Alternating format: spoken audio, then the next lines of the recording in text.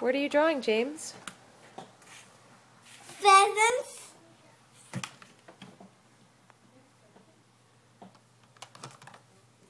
This. I'm gonna use this dry erase marker, even though it's dry erase. Well, I don't think that's going to work too well on the cardboard. I think so. Let's see. It is. It's working big style. Big marker? I'm making the blue-backed pheasant. Oh, Does that sound interesting? that sounds very interesting. It has a blue back. It's a real type of pheasant.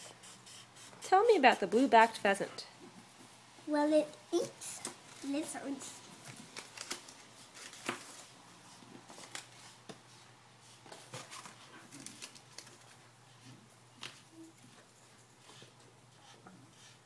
Just look at it.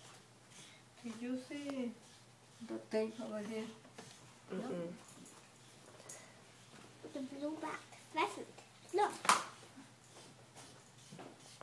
Look at the blue-backed Let me pheasant. see.